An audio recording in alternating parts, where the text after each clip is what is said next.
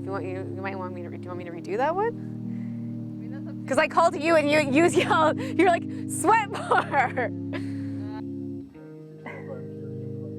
To figure out where the issue was, because that's what I was thinking.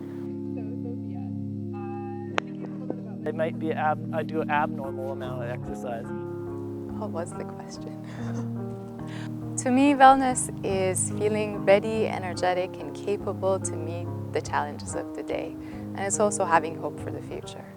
Mental health well-being to me means that you have a good handle on your life, you have a good balance of your life. To me, mental health means taking care of your mental health the same way you take care of your physical health. But for me, it's really about listening to my mind and my body and what I need in that moment. It's been really hard on everyone's mental health, including myself.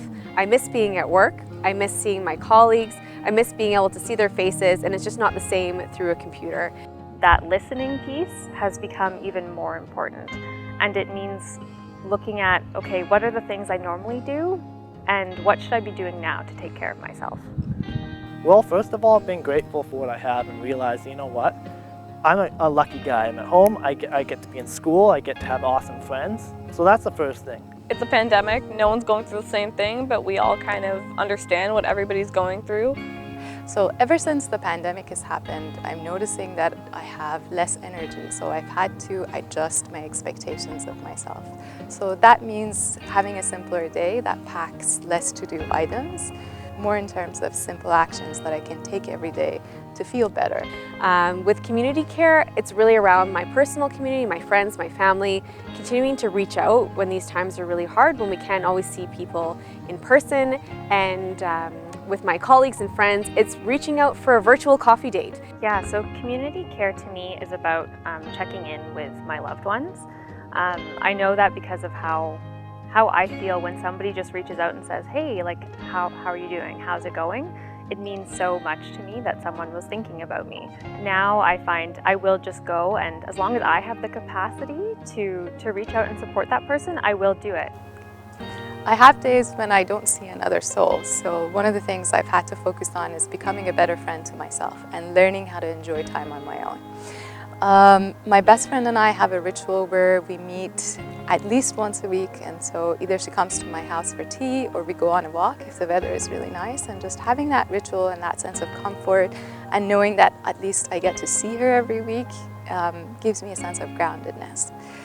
Community care to me means that you are connecting with your peers and your friends and just people that you wouldn't normally reach out to. Some ways that I've managed to do this is having little study sessions over Zoom, or just hanging out and eating food, or even going for like a socially distanced walk. For me, I have practiced self-care by getting outside when I can, getting into nature, making sure that I am getting my little bit of vitamin D to keep my spirits up when we're always at home doing the same thing over and over. So for me, some of those examples are, I love a slow morning. I love getting up and just watching the sunrise from my bed. I love having a cup of coffee and making room for gratitude practice or some other praying or some other kind of spiritual practice to set the tone for my day. And throughout the day, I'll take regular breaks, stretching, doing yoga, or going outside for walks, in particular in nature. I really enjoy and find really helpful, and also just having bits and pieces of beauty, things that I can reach for in order to feel better. Prioritizing getting outside, getting fresh air, taking a break, meditating, moving my body in whatever way I can. You can do the wellness strategies such as go on a run, go walk in the forest, meditate, reach out to your friends, reflect, journal, whatever. You can do these wellness strategies and be happy with your accepting of your feelings and be proud of who you are.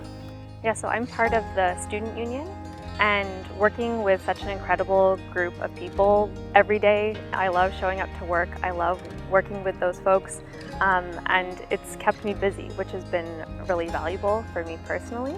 And I also use counseling services here, and I've had the same counselor for a little while now, and that I am so incredibly grateful for. In the fall, I participated in Experience Wellbeing Week, which had many different really great activities such as yoga and resilience training. There is virtual walking groups with the CapU Strava group. There's more than we can ever imagine that's out there. You just have to look for it and know and find your tribe of people that you can get involved with. Love yourself during this pandemic. It's hard. Accept your feelings. Because as I say, you're gonna be uncomfortable. You gotta cut yourself some slack.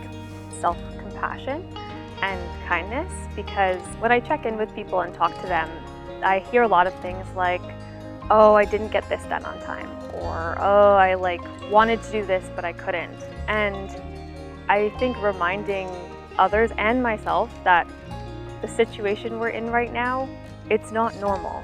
Reminding yourself of that can be really helpful. Take it easy on yourself because we're all just doing our best.